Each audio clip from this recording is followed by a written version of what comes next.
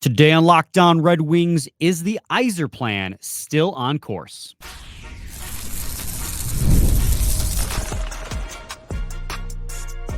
You're Locked On Red Wings, your daily podcast on the Detroit Red Wings, part of the Locked On Podcast Network, your team every day. Welcome back to the Locked On Red Wings podcast. We are your hosts, Brian Fisher and Scotty Bentley. I'm a podcast producer for The Daily J, a WWJ News Radio podcast. Well, Scott is a host over at Locked On Tigers, as well as a freelance journalist for the Detroit News. And today's episode is brought to you by Gametime. Download the Gametime app, create an account, and use code LOCKEDONNHL for $20 off your first purchase. Scotty, as you can tell, and as all the listeners who are watching us on YouTube can tell, and maybe even those who are listening via Spotify can tell via the increased audio quality of the way I sound. I'm still at WWJ in my Daily J studio. Again, shout out Zach for allowing me to use this facility, as I don't think that's a word, as we navigate this week while my PC is absolutely bricked. I have a solution. It just won't be here until Sunday. So you guys are going to have to bear with me, although it's all the same to you guys. You're getting an episode regardless. I don't think anybody really cares that much. The only real difference between this location, recording here, and recording at home is when I get the episode out for the people. Yeah.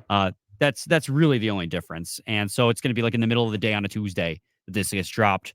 But I mean, there's no time-sensitive content this time of year anyway, so who gives a give, you know? We're here. The main topic on today's episode is kind of just a continuation, piggyback off of is the season a success, if I could get the words out, as well as the end of season media availability, Scotty. And this is simply a simple question. Is the Yzerplan still on course? And, you know, that comes, I think, as a result of some things I've been hearing over the radio as well, because I have friends, obviously, in this building down the hall is 97.1 The Ticket. I have some very good friends down there who love hockey, talk hockey. Kenny is one of them. And we have discourse all the time about where this team is at. And you see it on social media, too. And I just want to ask the question, at the end of year 5 of the Steve Yzerman era Red Wings, is this Yzerplan still on course? Yes, I find it I find it really hard to say otherwise, and I think that obviously there has been a lot of preaching patience, and I know that can be very frustrating, and I know that a lot of people are like, you know, can we get back to it? Can we just get over the hump and just get back into the postseason and whatnot? But you have to remember the starting point. This was not an organization that was like, oh, they're right around the corner, or oh, they're just a few pieces away. This organization, when Yzerman came back, was a complete and utter disaster. There was dead money everywhere. There were essentially no prospects, at least top prospects to speak of. It was a barren wasteland of a prospect pool, and are obviously still some prospects that are playing right now that aren't prospects anymore, that were Ken Holland draftees and whatnot. But as a whole, this was a really an empty cupboard of a situation that Yzerman was coming into, and like I said, the contract situation was a disaster when he took over as well. That COVID year, that was one of the worst hockey teams I've ever seen. That was a complete train wreck of a season. And so the fact that there has been not even we have to debate it, objective linear improvement from each year, right? Just in point totals. Nonetheless, the bigger picture stuff and talent on roster and we can kind of break those down further, but they have improved in point totals every single season since he took over. And that is with an extremely competitive division, if not the hardest division in hockey as well. And according to the national pundits, the Red Wings exceeded expectation. We had our own expectations that they pretty much matched, right? And this fan base had their own. But if you look at, what the Wings were expected to do this season by the national media, they exceeded pretty much everybody's expectations. So, yeah, for me, this is par for the course, I guess is the phrase. This is very in line with what we expected. They've taken steps forward every year. They're improving the NHL roster while improving the system, the farm system. They're doing both of those hand in hand. Look, it hasn't been perfect. No front office is. There are certainly some mistakes we'll point out. There's some holes we can poke in the last couple of years for sure. But as a whole, this thing is continues to trend and head in the right direction. And I think that next year is a really, really important year, and this summer is easily the most important summer in Yzerman's tenure. Yeah, I mean that last point you just ended with is kind of like the big sticking point of whether or not this Yzerplan. I'm kind of tired of hearing that phrase, but that's what just everyone calls it. The Yzerplan is on course. But when I hear people talk about how this season is a failure and the Yzerplan is failing, I'm like, hold on a second. I understand patience is wearing thin. It's been 5 years, but to your point, what you pointed out, I mean, you talk about where we began. In 2019, 2020, granted, that was a COVID shortened year. The team only had 39 points in 71 games. Then 2020, 2021, another COVID shortened year. The team only had 48 points in 56 games. And then from there, back to 82, 74 points, 80 points, 91 points. Like, you have got to continue to look at things as a whole. And as you pointed out, Yzerman had literally nothing when he took over.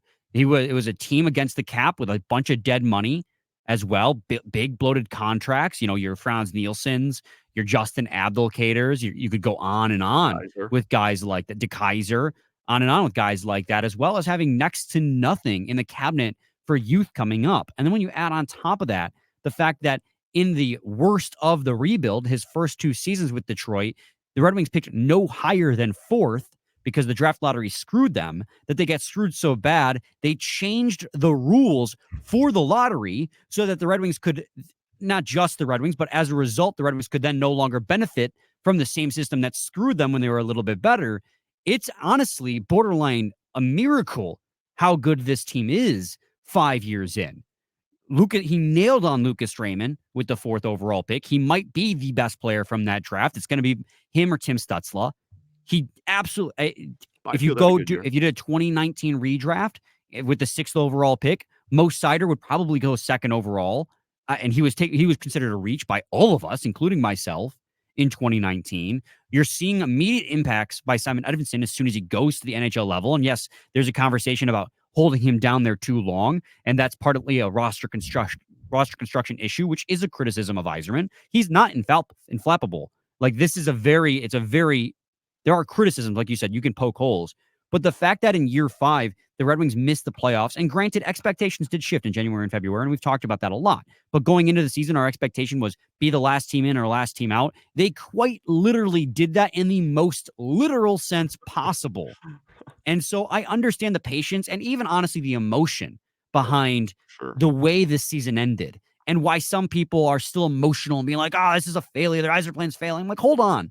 Look at this roster where it is now versus where it began and tell me this team's not just wholesale better. Yeah, and not even, like, obviously, you compare it to the roster in his first year, like, obviously it's better, but you don't even, I'm not even, like, any halfway decent, human with half a brain could have a roster better than that team. Like, that was, again, one of the worst teams I've seen in my life. But again, you look year after year after year, compare each year to the year before it. Every single year, the roster is better than the year before. And they've gotten better results and they've taken a step forward in the standings. That to me is the sign, right? 5 years ago, yeah, obviously it's going to be better, but like just naturally.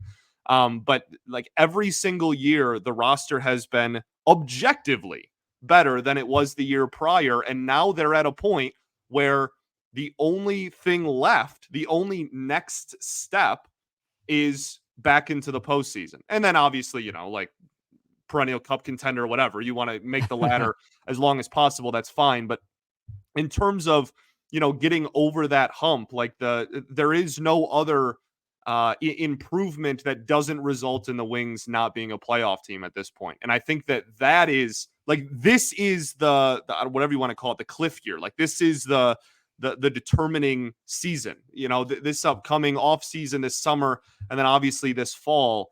If they take a huge step back, then people are going to, I think, somewhat understandably, get a little bit louder about some, I don't know, disappointment or the Yzerplan as a whole and whatnot. But from where we're sitting right now today, without a doubt, this thing has been objectively trending in the right direction ever since he took over.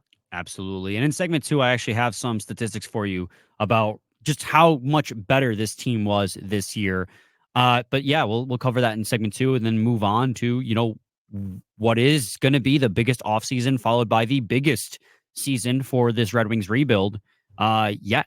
So stay tuned for that in segment 2 of Locked On Red Wings. Gametime is now an authorized ticket marketplace for Major League Baseball, which makes getting tickets even faster and easier. Prices on the Gametime app actually go down the closer you get to first pitch. With last-minute deals, you can save up to 60% off buying last minute for sports, concerts, comedy, hockey, baseball, football, whatever the heck you might want. And with flash deals, you can save even more with an exclusive in-app deal on select seats ahead of the game or the event. And the Gametime ticket coverage. With the Gametime guarantee, your purchase is covered with the most flexible customer service policy in the ticketing industry, and they'll credit you 110% of the difference if you find the lowest seat price somewhere else, a lower seat price somewhere else. So take the guesswork out of buying tickets with Gametime. Download the Gametime app, create an account, and use code LOCKEDONNHL for $20 off your first purchase. Terms apply. Again, create an account and redeem code LOCKEDONNHL for $20 off. Download Gametime today. Last minute tickets, lowest price guaranteed. Segment 2, Locked On Red Wings podcast. Scotty, I had some stats for you. It would have been more prompt to say them in segment 1, but just time constraints, we had to push it back a little bit. But in the 2023-24 season, which ended with 91 points and missing the playoffs on a tiebreaker, there's also conversation to be had about the point system and how it kind of doesn't work right. But I won't blame that for the Red Wings missing. We had more wins. We had more wins. And the Islanders, who are third in the Metro, got there solely because they had 16 overtime losses. But that's a conversation for a different day. It's not the reason the Red Wings missed, but it is a frustrating aspect about it. In the 2023-24 season, the Red Wings finished 9th in goals per game, 24th in goals against per game, 9th in power play, 14th in penalty kill. They had a middle-of-the-road save percentage at 18th, which makes sense considering Lyon and Reimer both finished out around league average in save percentages. They were 9th in goals allowed or goals scored and 24th in goals allowed with 40-plus goal scorers and 41 wins. And for the first time along the rebuild, a positive goal differential of just +4. Those statistics come courtesy of the Red Wings fan page, Red Wings coverage. They also, on the other side, showed the 2019-2020 season, but I feel like that's a little irrelevant because that's just, like you said in segment 1, to get better than that team is pretty easy. It's more about getting better than the year prior, which they did. I mean, going into the season, we talked about power play and penalty kill, right, Scotty? About how we wanted to see that take a step forward. We wanted to see it be in the top half of the league. Penalty kill was smack dab in the middle of the league. Actually, it was 14th out of 32 by the end of it, which was in the top half. We argued that if they wanted to exceed expectations, top 10 power play, well, they were 9th. The over-under on the season was 86.5 points. After last year, it was 82.5, something like that. Well, they got 91 points. Like, there are so many different areas. The Lucas Raymond breakout, the Moritz Seider transforming more and more into a true number 1 defenseman. Dylan Larkin surpassing his goal total despite playing 20 less games. Or that's not quite true, but playing just 60-some games this season. There were huge developments this year that occurred directly because of the Yzerplan. Now, of course, and we can talk about that a little bit too before we get into the offseason, there were plenty of flaws as well. But I just wanted to put a dot, an emphasis on the fact that I firmly still believed that the plan that Yzerman is trying to implement, this upwards trajectory is still on track. In fact, we're quite lucky in the fact that it's been linear so far. Because what do we always say, Scotty? Progress isn't linear. And the fact that this rebuild has yet to take a step back is a godsend. Now, again, if you want to inject more youth into your team coming up next year, there's a possibility that could happen.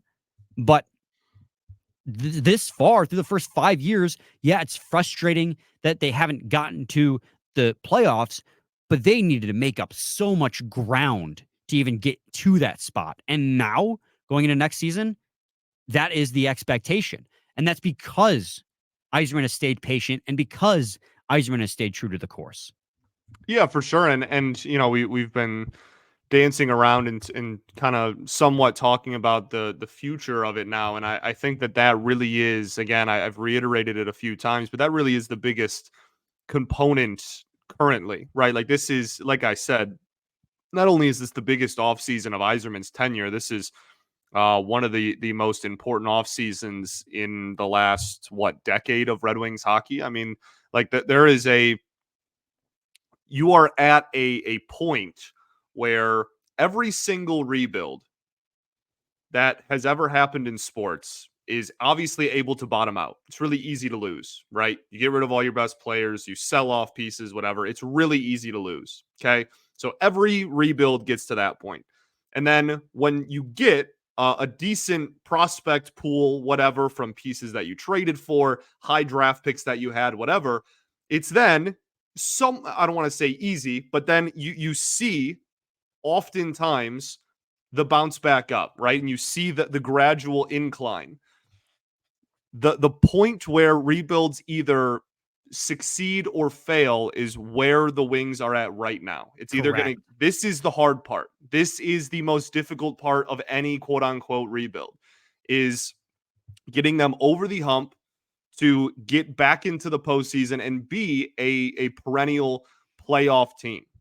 Rebuilds, either they plateau here and then head back down, or they break through and continue going up, and that's what teams do, right? It's constantly this, and sometimes it's 25 years of postseason, and it's a lot up here, but eventually everything comes down, and everyone has to press reset at some point. And so this is the point. This is the point of the trajectory is either going to break through, and there's a lot of conversations to have, ones that we'll have all summer, obviously, about how you kind of manage the youth versus the veteran and free agent kind of players that are out there that are going to make your team better immediately too, right? Like how many young players do you want to play, right? But like, you don't want a whole roster of youth, or else you're probably going to take a step backwards. But at the same time,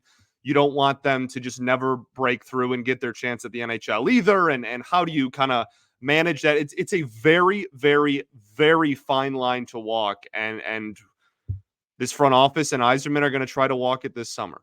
Yeah, and I mean, that's the biggest thing, right? You made probably the quote of the episode right there, where it'd be make for a nice short. Maybe if I find some time later. Oh wait, my computer's broken at home. I can't do it. But where you said this is where rebuilds either flourish or die. It's so true. I mean, this is the turning point of where we're at. Taking that next step forward is the hardest part, which is why I think people are increasing in impatience. They want to see it now. And this team still has a lot of holes, and there have been missteps. Nothing is perfect. It was never going to be perfect as much as I had hoped it would be, like as much as I was coping that Yzerman would come in and be a savior year one, right? But like, for instance, the Justin Holl contract, there's no defending that in retrospect. The Andrew Kopp contract, I know he was asked to play a more defensive checking role this year over last year as he transitioned into a more depth role, so his point totals fell off. But like, you're paying that guy $5 million a year. You can't be paying a guy $5 million a year and then ask him to just play a checking role. That's just, you got to have him produce as well. The Ben Sherratt contract, he turned it around this year. He proved that he's a little bit closer to being worth what they're paying him. But the acquisition of Jeff Petrie, I questioned as well. I know they needed more right side depth, but I just didn't understand it when the when you already had so much, you had youth like Simon Edmondson ready to come up. I know that was right versus left, but even to further that point, Olimata last year. I know Olimata had a good year last year, but I questioned at the time why they extended him because of the fact that, they had so much left side D depth waiting in the wings. And like, that's the biggest thing about this is the roster construction. And that's the biggest criticism so far. And the fear that what happened to Edmondson this year is going to continue for other young players down the line, which is where veterans are going to continue to block young guys. I'm not going to beat around the bush. That's what happened to Edmondson this year. He could have come up months earlier. I would argue at the turning point of the year, at New Year, if not for the fact that the Red Wings had no roster space left. They had 7 D-men, 3 goalies. They didn't have a spot for another D-man. And so it wasn't until Woolman got hurt that they finally were like, oh, we can call up Edmondson, and you saw immediately the impact that he had. So, yeah, they're definitely, like this season in particular, there are roster construction concerns that I think definitely held back some of your star prospects. That being said, I think Edmondson's probably the biggest and maybe only case of a guy who truly was held back. I mean, Berggren got games, but he just never really earned it. But I'm afraid that could happen in the future because a lot of these guys are still going to be on the books. And then that's going to be a big problem that Yzerman's going to have to deal with in the years to come. And that's where like my biggest concern / criticism for Yzerman so far is in that roster construction, despite the fact that I still have, I'm like, I don't know, 85% still on board with just a couple of question marks. But that one, it does make me wonder. For sure. Yeah, that's that's something. I know we got to get to a break here. That's something that you and I have kind of gone back and forth on a lot because that's not as big of a concern to me. Like the Edmondson situation is not as big of a concern to me long term. And we've, like I said, we've gone back and forth on that a decent amount over the last year or so. Absolutely. When we return, we'll talk about, what's next. You hinted at it. This is the biggest offseason in the rebuild. What does the Yzerplan got to do next, in our opinion, to really take them over the hump? So stay tuned to segment 3 of Locked On Red Wings. It's playoff time in the NBA and the NHL, and baseball's in full swing. Oh, man, those Tigers. Big win over a good Tampa Bay Rays team on Monday. That was fun. And FanDuel is your place to bet on every game. Right now, new customers get $150 in bonus bets guaranteed. That's $150 win or lose. Bet on everything from slap shots to home runs to slam dunks, all on the app that is safe, secure, and easy to use. What are you waiting for? Visit FanDuel.com/locked-on and make your first bet an automatic win. FanDuel, America's #1 sports book. Also got to talk to you guys today about Policygenius. Policygenius is the country's leading online insurance marketplace. With Policygenius, you can find insurance policies that start at just $292 per year for $1 million of coverage. Some options offer same-day approval and avoid unnecessary medical exams. Policygenius helps you compare your options from top companies, and their team of licensed experts is on hand to help you talk you through it. Your work-life insurance policy may not offer enough protection to your family needs, and even worse, if it may not come with you if you leave your job. Policygenius gives you unbiased advice from a licensed expert support team. They have no incentive to recommend one insurer over another, so you can trust their guidance. And thousands of 5-star reviews on Google and Trustpilot from customers who found the best fit for their needs. Check life insurance off your to-do list with Policygenius. Head to policygenius.com/lockedonnhl or click the link in the description to get your free life insurance quotes and see how much you could save. That's policygenius.com/lockedonnhl.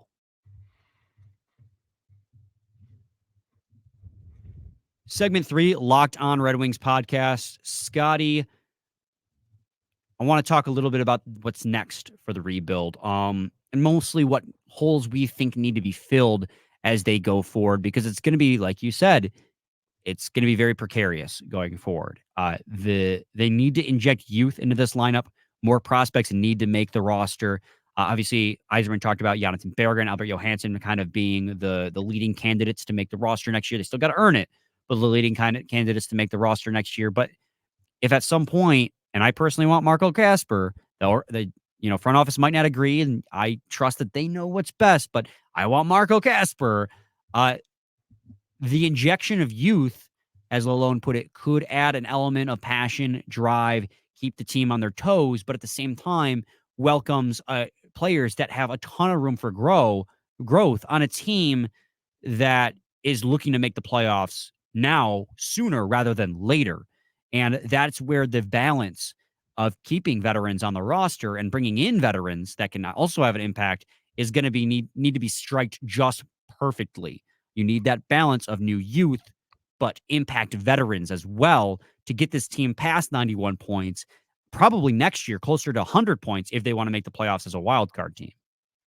Yeah, no, this is this is the kind of tightrope act that they're gonna have to walk.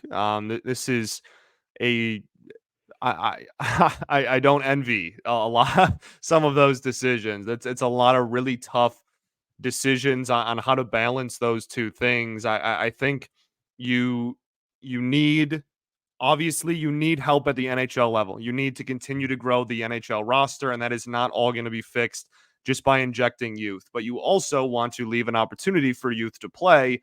And on top of all of that, if you do give the green light of like, okay, well, we're not going to sign anybody else to fill Berger's role. He's just going to be, we're going to presume he's on the opening night roster. Okay, well, what if, 3 weeks in, you look around, you go, oh my goodness, like he's not playing well at all.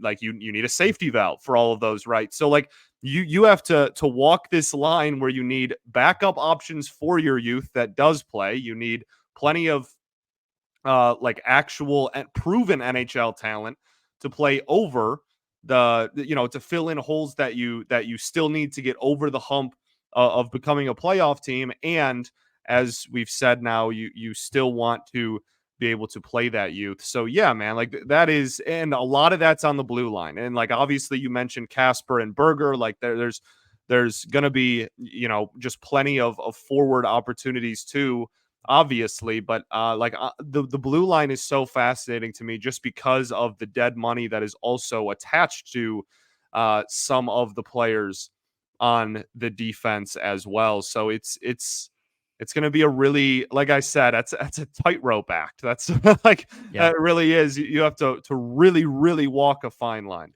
So here's the good news. The Red Wings are going to have $29 million in cap space heading into the offseason. The bad news, you got to sign Raymond and Seider. Now, in a worst case situation, I don't know what those contracts are going to look like. Steve is really hard to guess. Yzerman is really hard to guess at what he's going to pay guys. But in a worst case scenario, they both, for whatever reason, signed for $8 million each, which I find unlikely. I think Raymond as a winger will make a little bit less than Seider. I could see Seider making $8 million or a little bit north of that, actually, because he's a number one D-man. But as a winger, I think Raymond might make a little bit less. But in a worst case scenario, they make a combined $16 million and that contract hits the book. And you have to sign Veleno, but I'm not really concerned about Veleno's contract because he's a third, fourth line center who's probably not going to make much more than $1 million. You'll probably have 29 minus, let's say, 17 for the extra million for Veleno, an extra $12 million left to play with to fill holes in your roster while also bringing up youth. So that is money to work with. Now, obviously, you got to be careful because if you sign a lot of guys to contracts now, you're not going to have contracts coming off the books later because coming off the books next year is just Robbie Fabry, Oli Mata, Jeff Petrie, which is a significant chunk of change, but that's only a few guys in reality, as well as Ville Husso, who makes 4.75. So you got to make sure you don't lock yourself up and clog up your cap, but at the same time, that gives you money to work with. And there are some big-time free agents for big-time veteran presences on this roster if you bring up an Albert Johansson, which, by the way, one of my biggest holes that needs to be filled is on the right side. Albert Johansson, which I think I mentioned on yesterday's episode, though he's a natural left side, played a bulk of his season on the right side with Edvinsson in Grand Rapids. So he can play right side D, which does help shore up that right side where, I mean, I just assume, this is an assumption I'm making, but at some point they're going to dump Hull's contract somehow via buyout, via trade, whatever, because I can't imagine Hull's happy playing 38 games and the Red Wings are happy tying up $3+ million on a player who's only playing 38 games. So I think there's going to be an opportunity on the right side for Albert Johansson. And I think that's fine because I looked at the free agent market and there's not a lot of guys on the right side that I'm really in love with. Like Chris Tanev, at the trade deadline, I love the idea of getting him as a rental, but he's 34 years old. I wouldn't want to get that much older. There's also Brandon Montour out of the Florida Panthers, but really it's the forward group where it's just, I'm going to say it, Scotty. Forward group, sexy, this free agent class. You got Sam Reinhart, who had 50 goals this season, who's going to get a huge payday, and the Red Wings have the cap space to pay him. And that would like legitimately, finally, in the third season attempting to do so, shore up that 2C position. Because that was a huge, you tried to fill it with Kopp, didn't work. Comfer, he's been serviceable. I've liked Comfer, but he's not a 2C. Comfer would be an unbelievable 3C, though. Right. The other options, you have, again, Jake Gensel, who we talked about at the trade deadline. He did not sign an extension with the Carolina Hurricanes, and he's been good with them.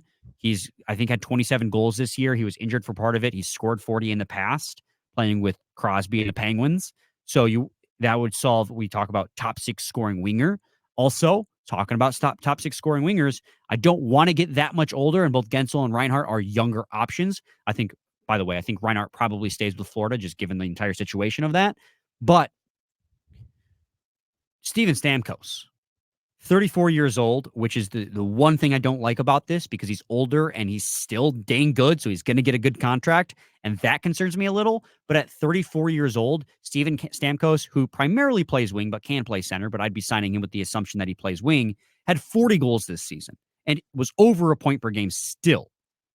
So, like, I know that the prospect of losing Kane sucks, but I think Stamkos could probably more than fill those shoes. And you don't have to worry about a recurring hip injury. Now, granted, in his youth, he's been injury prone, but Steven Stamkos the last few years has been very healthy. And he broke 100 points for the first time in his career 2 years ago.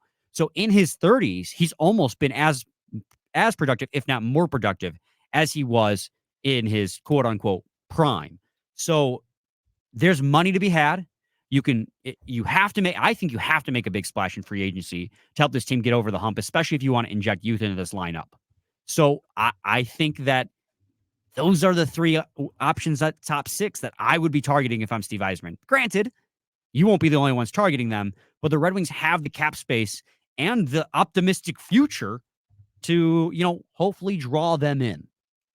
Yeah, that's why, when we talk about roster construction during the Yzerman era, like, you're set up in a really good spot year in and year out. Each of the last 3 years we've talked about how they have a prospect pool and a lot of money. And that has been a reoccurring conversation we've had every summer. And obviously, you pay Raymond and Seider, and that's gonna, you're gonna have quite a few longer term contracts on there, but you're still gonna have money to play with, as you just pointed out. So yeah, that's why I continue to be a fan of the roster construction year in and year out. And each year is its own entity, right? Like, we'll see what happens this summer, and we'll see how it looks in the fall and going forward. But the consistently we have been set up with, this fan base has been set up with, going into every offseason, there's cap space to play with, and there's prospects that are on the brink of making the NHL roster. And that is the sign of a healthy organization when those two things are true year in and year out. Yeah, and I really do think that a guy like Jonathan Berggren can slide into the lineup and replace the production of someone like Daniel Sprong, who saw himself scratched down the stretch. So, like, the rookies that seem like they're the front runners to make the team, I could see easily filling into those roles. It's kind of the big time prospects like Marco Kasper, who probably won't make the team next year. I want to make the team next year, but probably won't. But if you complement that youth that you are going to add, which I fully expect youth to be added, with some good, if not great, veteran free agent signings, that's what's going to toe that line and take the team over the hump. For sure. So, all right, Scotty, we got to wrap it up here. Do you have any final thoughts, bro?